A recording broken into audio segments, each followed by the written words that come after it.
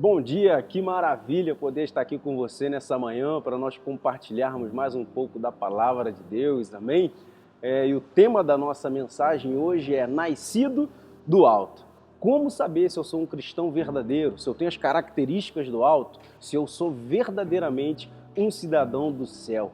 Então vem comigo aí nessa mensagem, já vai pegando a sua Bíblia e nós vamos entender um pouco disso aí. Mas eu já quero iniciar te dizendo que a primeira coisa que nós temos e que nós precisamos para ingressar no reino é passar por metanoia. O que significa metanoia? O verdadeiro arrependimento, o arrependimento genuíno. Todos devem passar por metanoia, por arrependimento. É o primeiro passo para que você possa ter acesso ao reino de Deus. Logo após, vai vir tudo isso que nós vamos falar hoje, sobre 8 pontos que nós vamos abordar aqui rapidamente. Então abre a sua Bíblia, Mateus capítulo 5, a partir do versículo 3. Vamos ler o que diz lá? Diz o seguinte, aqui é o Sermão da Montanha, né? A pregação mais ouvida aí de Jesus Cristo. Bem-aventurados os pobres de espírito, porque deles é o reino dos céus. Bem-aventurados os que choram, porque eles serão consolados. Bem-aventurados os mansos, porque eles herdarão a terra. Bem-aventurados os que têm fome e sede de justiça, porque eles serão fartos. Bem-aventurados os misericordiosos, porque eles alcançarão misericórdia. Bem-aventurados os limpos de coração, porque eles verão a Deus. Bem-aventurados pacificadores, porque eles serão chamados filhos de Deus. Bem-aventurados os que sofrem perseguição por causa da justiça, porque deles é o reino dos céus. Bem-aventurados sois vós quando vos injuriarem e perseguirem, e mentindo disserem todo mal contra vós por minha causa. E aí fecha no versículo 12 dizendo, exultai e alegrai-vos, porque é grande o vosso galardão nos céus, porque assim perseguiram os profetas que foram antes de vós. É interessante a gente entender que os 8 pontos sobre as bem-aventuranças, a gente está tratando do lado espiritual, né? Então, quando a gente fala do pobre de espírito, a gente está falando espiritualmente, do manso a gente está falando espiritualmente, nós não estamos falando das características naturais de uma pessoa, mas sim do ponto espiritual. É muito importante a gente entender isso, para que a gente possa compreender os pontos aqui. Nós vamos aqui, na verdade, falar um pouquinho sobre esses pontos. Então, as bem-aventuranças escritas pelo próprio Jesus no livro de Mateus são características de um verdadeiro cristão. Todo crente possui, ou pelo menos deve possuir, essas 8 características na sua vida, né? Por quê? Porque ela é que vai provar você como um verdadeiro cristão. Ela é que vai fazer de você um verdadeiro cristão. Primeira característica é pobre de espírito. Vamos ver o que eu anotei aqui. Diz assim, ó, o pobre de espírito, ele não confia em suas próprias obras para ser salvo. Ele é humilde, ele não é arrogante, ele não é soberbo. Sabe de onde Deus o tirou e reconhece que precisa da graça de Deus para tudo em sua vida, por mais simples que seja e que pareça. Isso é muito interessante, porque quando a gente tem essa compreensão, a gente entende que o simples fato de abrir nossos olhos pela manhã, nós temos que agradecer a Deus pelo dom da vida que Ele nos deu, pela oportunidade de estarmos vivos mais um dia. Então, quando a gente tem essa noção, essa compreensão que a graça de Deus nos preenche, nos basta não só para ministrar uma palavra, não só quando você é desafiado a alguma coisa muito grande, mas em coisas simples você precisa da graça de Deus. Se retirar a graça de Deus da nossa vida, ai de nós. Então o primeiro ponto é o pobre de espírito. Então se mantenha humilde, se mantenha ali realmente reconhecendo a graça de Deus. Segunda característica, os que choram. Ele é quebrantado, ele chora pelo seu pecado, ele é sensível. Que coisa interessante, no mundo que nós estamos vivendo, o que nós mais vemos é a insensibilidade das pessoas, o quanto as pessoas estão insensíveis, o quanto as pessoas estão com o seu coração duro, o quanto as pessoas estão egoístas, o quanto as pessoas estão egocêntricas, só pensam nela mesma. E então, os que choram, os que têm essas características, eles simplesmente choram pelo seu pecado. E aí eu quero te fazer uma pergunta. Qual foi a última vez que você chorou pelo seu pecado? A gente tem que se arrepender, a gente tem que realmente chorar por aquele pecado que nós cometemos. A Bíblia diz que o Espírito Santo, ele é uma pessoa, ele chora, ele tem sentimentos, e quando nós pecamos, nós vamos contra ele, nós o entristecemos, e qual tem que ser a nossa atitude após fazer isso? É nos arrependermos, é nós chorarmos diante daquele pecado. Então eu te desafio a chorar. Se você não chora há algum tempo, chore na presença de Deus, amém?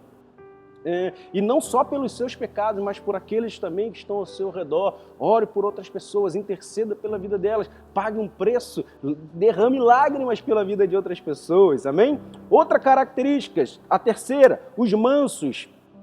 Os mansos é aquele que não entra em disputa. Que coisa interessante a gente entender que é o lado espiritual, porque quando a gente fala sobre os mansos, a gente tende a levar para o lado natural, aquela pessoa muito quieta, muito introvertida, muito tranquila. Não, não é só isso, né? A gente está falando para o lado espiritual, assim como Abraão agiu com Ló, né? Quando eles estavam ali e Ló falou, eu quero essa terra, eu quero aquela terra, ele falou assim, ei, vai para a esquerda. Ah, mas a esquerda, então vai para a direita. Aí, Ló, faz o seguinte, escolhe a terra que você quer e você pode ficar com ela. E Ló escolheu e ele foi. Então, Abraão, ele foi manso e ele tinha certeza que Deus era com ele, o lado que ele fosse, Deus ia abençoar. Então essa certeza que você tem que ter no teu coração. Você não precisa se exaltar, você não precisa fazer questão das coisas, você não precisa sair colocando o pé na porta, não. Seja manso, seja humilde e Deus, ele está contigo e as coisas vão andar para você. Amém? Quarta característica,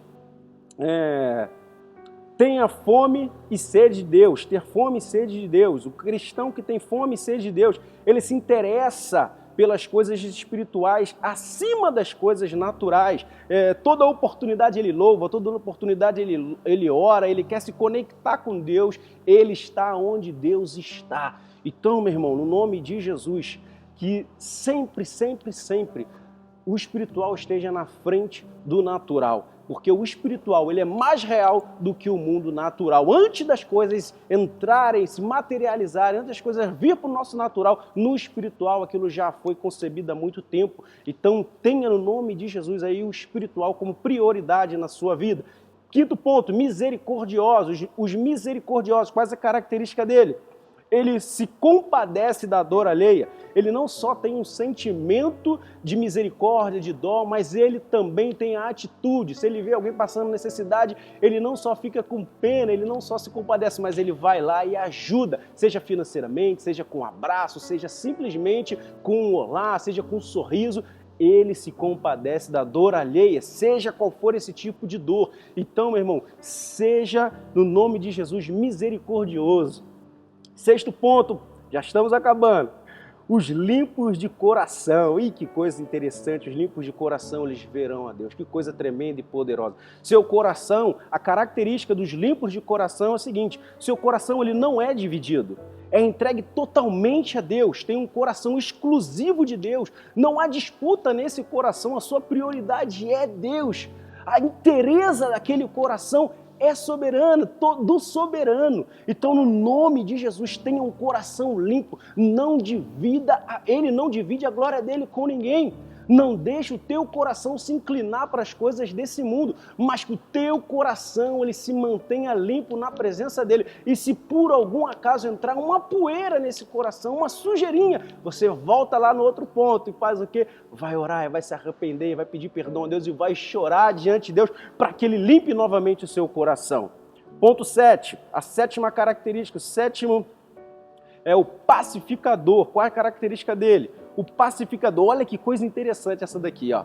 O pacificador é aquela pessoa que ele mantém a paz com todo mundo, mas agora vamos olhar espiritualmente falando. O pacificador, ele é aquela pessoa que um dia ele foi inimigo de Deus, ele tinha essa inimizade, um dia ele não tinha se convertido, ele não tinha passado pelo arrependimento. O pacificador, após ele retomar essa amizade, após ele ter essa amizade com Deus, ele agora passa a fazer com que outras pessoas sejam amigos de Deus, ele destrói a inimizade dessas pessoas com Deus, ele vai lá e constrói uma amizade, ele ajuda aquela pessoa a construir essa amizade. Esse é o papel do pacificador, levar outras pessoas para Deus, fazer com que outras pessoas conheçam a palavra de Deus. Através da palavra de Deus, o pacificador traz outras pessoas para Deus, ou seja, o pacificador ele é um ganhador de almas. Que maravilha!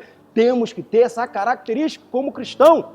E por último, é a perseguição. A perseguição ela é a consequência de tudo isso que você viu aí dos outros 7 pontos. Se você está vivendo esses 7 pontos, com certeza vai vir a perseguição sobre você. E se não vier, a gente tem que estranhar. E bem-aventurados aqueles que forem perseguidos. Então, no nome de Jesus, que você possa receber essa palavra, entendendo que você, como um cristão, deve carregar essas características, que você, como um verdadeiro crente, deve, no nome de Jesus, carregar na sua vida, como marca da sua caminhada, essas características, porque você, de fato, é nascido do alto. Então, carregue as bem-aventuranças no seu dia a dia, em nome de Jesus. Amém?